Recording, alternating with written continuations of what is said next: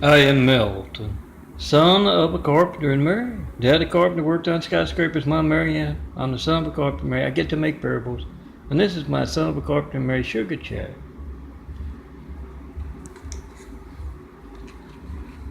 It's also a Tami. I'm going to combine the two.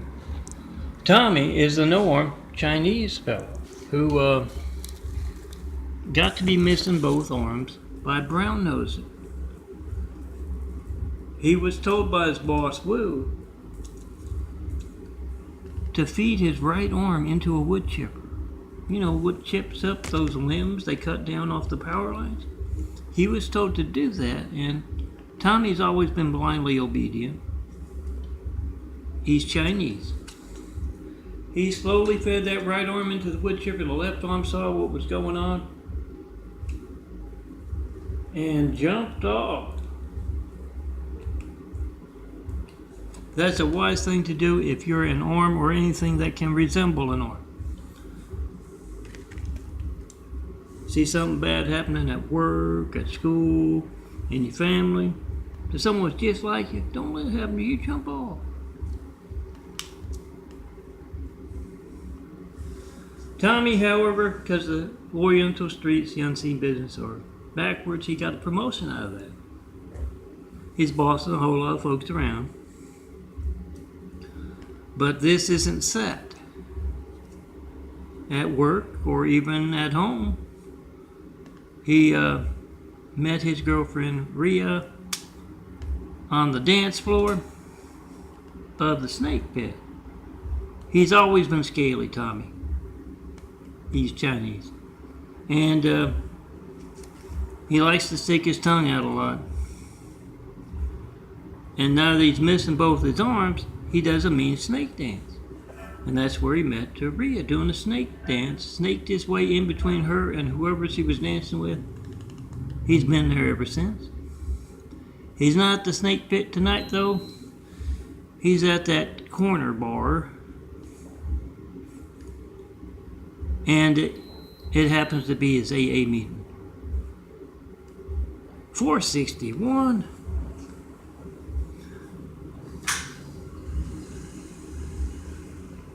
Hold on just a second, I gotta get a Kleenex. So here's one.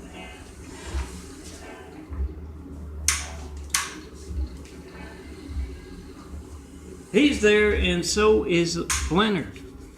Leonard's really drunk. And he says, as he notices all those folks with Tami at the AA meeting, Amputees Anonymous, he says, "You guys have your AA meeting at a bar?" And he has another drink and he says, "Wow, I have to have mine way across town. It's real convenient. I'm going to have to see if I can transfer." And, you know, as everyone tells each other how they lost their arms, their stories about becoming an amputee. Leonard asked Tami, how'd you get to be that way? And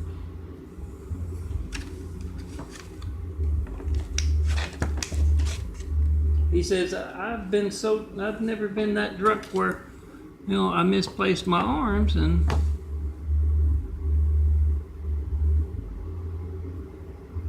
he goes on to tell him that he should go check the lost and found, see if the arms are there. But Tami doesn't. He wants to get more stories that he can use because he doesn't want to tell folks he stuck his arm in the wood chipper and the other arm jumped off. He's getting out to write down anything good so he can use it when somebody like Leonard, the drunk at the bar there, asks him. He can just say, "Oh yeah, I lost my arms in a shark attack." But tonight he's just ignoring Leonard, and they don't have any good stories. They're all ones he's heard before. And he's had a few, you know. Al, the bartender, puts a nice straw in there and he goes at it. And he's a little tipsy. He goes over and starts throwing darts. And the regulars at the bar know when Tommy starts throwing darts, you gotta duck, you gotta run, because he doesn't have the arms. And even it doesn't matter if he's using his mouth or his foot. He only kicks off his loafer. It doesn't matter. Those darts aren't going to be hitting the dartboard. And one ends up in Leonard's, the back of Leonard's head. And it's a good thing he's drunk, because, he doesn't notice. And the other patrons of the bar, they think it's hilarious. The dart, sticking back at Leonard there. Everybody's under the tables and all that, and they cheer as Rhea comes in, because that usually means he's going to take Tami home. And she has to convince him that says they're not going home. They're going to a... oh, I better show you. It's getting close to the end. They're going to a friend's party, one of her friends at work, and Tami hates to go to her friends' parties at work, but Rhea explains that remember to put every cop in California's, as I hear hatred noise right now, at this T-Terrace apartment. They're actively participating in America's Hijack Lifelines. I'm giving you the truth about it, and they are here conducting harassment techniques. So every single cop in California, I haven't heard from one about these 93 checks. When you call them up, have that speakerphone going. Document their character. If they don't know what this is and you've heard about it in your state, they're either involved or incompetent. You can ask them that if you want. What do you know about John Milton Brady? They've got phone records. They can check phone records. They know not 1, 9, 3 checking 9 years of basket. No certified, no non-certified mail either. Make that video whatever you get when you don't get me.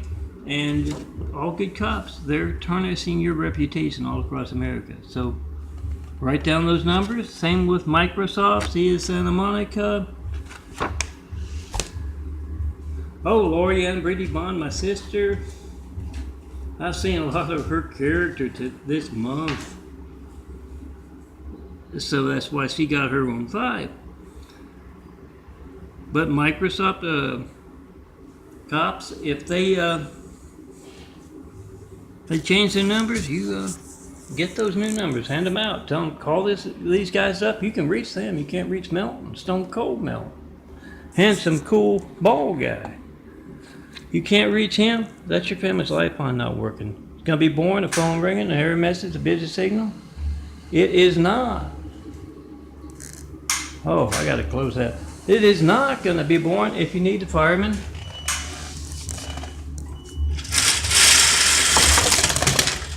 The police or the paramedics. So make that video whatever you get when you don't get me and post it. And call up California's cops. What do you know about this? When else will my phone not be allowed to work? See if you can get any of them to introduce you to those impersonators. They're taking an active part in that biggest disinformation campaign ever. And yes, an active part in placing someone named Hussein in the highest office in the world right after we got attacked by a whole lot of angry, violent, deadly Husseins. Ask them, what do you know about this? If they don't know a thing, they're incompetent. If they do know a thing, they're involved. They're not doing anything about it. They can have a press conference today saying, we don't know why all of America can't reach Melton to talk about what they believe. Ask what he means by Jesus' immaculate house here on earth, as they place a Muslim man in our White House for 8 years, who reaches out to the Muslims right after, to those who are terrorists, let me put it that way, in their countries, right after we got attacked by a whole lot of angry, violent, deadly Husseins.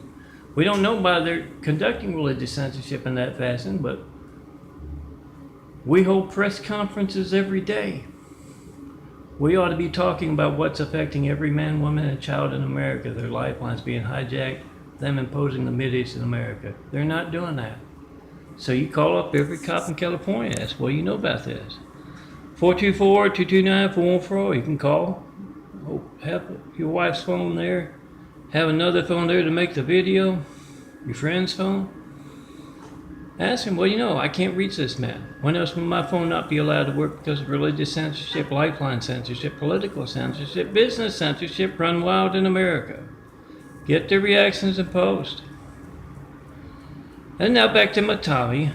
Rhea, she knows that look on his face, even when he's kind of half drunk. She says, Tami, it's one of my Chinese friends. Tommy's eyes light up. He knows that means they're gonna have cat there. You know the Orientals, ask them if they're honest, they'll tell you they love cats and dogs. No, not as pets, as dinner. Tami knows they're gonna have some nice cat there, and Rhea also tells him, since she sees he's had a few, there are also gonna be drinks there, Tami. So as this New Year's Eve kind of party gets started, Rhea and Tami are there. She always has to make sure at the parties to hand feed Tami, because otherwise he'll just, dig into the cat. And it doesn't matter if he's just digging in with his mouth or he kicks off his shoes and has at the snacks and the dinner there. She, hand feeds him, introduces him to all of her friends. Yes, he's making plans to attach that old ball and chain. I'm Melton, son of Carpenter Mary. Have wit will travel. Show me the perfect place to build. Jesus' immaculate house here on earth. Perfect people to start building with. Try to call me. See that religious censorship of our future. 424-229-4140. And realize you gotta come see me in person. That's my address, 4260 Eagle Rock Boulevard, apartment 409, Los Angeles, California, 90065. Oh, in Eagle Rock here, I'm north. I think it's that way. Yeah, that way of downtown LA. Come see me in person, you have to. Have we'll travel. Show me. Tear down this Great Wall of Eagle, for one thing. That has just me and all the imagery I just showed you. All my imagery. And let's get started building a better world, those 1,000 points of light to inspire the future and the present to greatness with. Jesus' immaculate house here on earth. You can call it an opportunity house if you want. It's an opportunity for all kinds of folks from all kinds of backgrounds to build that better world. But yeah, there will be a test at the end. Put the best mankind has to offer in those homes, and let me give you, those are all the places you can find. I got a few on Worldwide Gathering there. It can be very difficult to upload to Facebook for some reason. But Flickr, the www.flickr.com/photos/immaculate house Christ Complex links.blogspot.com christcomplex2.wixsite.com/daffodilia DAFFODILIA meltonprince.blogspot.com and youtube.com/DNFD series, where you'll find these sugar chicks and these Tommies. And yeah, my arms are giving out. Print out those big fives, hand them out. And since I've been seeing so much of my demon sister's character through the California cops lately taking an active part in harassment techniques here at Teague Terrace, call up everyone. All good cops across America, your citizens come out here to do that. Tear down the Great Wall of Evil and start building those 1,000 points of light. They meet the corrupt California cops. So you have them looking over their shoulder, not even trusting their car cameras, not to catch their character, the truth about them taking part. Oh, I can upload in America's Hijacked Lifelines. Have them looking over their shoulder left and right, Because if you're not looking over their shoulder, these corrupt cops out here in California will be stealing us blind. Will be showing that character they've got left and right with those harassment techniques. They didn't want me to have a heater. Want me to be ill. Had a Adventist cult hospital doctor physically attack me. I told him my muscles are in constant pain. This leg here is in incredible pain, and the doc hit that leg. And tacky Adventist cult hospital doctor hit my leg. Made it very personal. That's why the Adventist cult. Vegetarians. I don't know if they lock you in a closet when they deprive you of food in that cult, but call them up. See, what do you know about this? Why can't I reach down Mount Brady? Your doctors can by phone. When else will my phone not be allowed to work because of what you're taking part in? That's enough. It's up to 16 minutes. Print out the big files. Put the cops' numbers on the back. Put Microsoft, City of Santa Monica, Adventist cult doctors. Find their numbers. They change them. They like those nice private ones. You know how to get those numbers. Get them out there. Get these folks actively taking part in America's Hijack Lifelines. On video, on audio. Admitting to that. Semper Fi, aim high, fly tight, win. This we will defend. Defend America. I'm making a video of America's Hijack Lifelines with whoever's in that room right there with you. Next time you see a mayor, governor, or anyone who's on those fives, check and post some 5 in front of them. Come see me in person, have Woodwood travel. Show me the perfect place to build Jesus' immaculate house here on earth. Best people to start building well. See you tomorrow.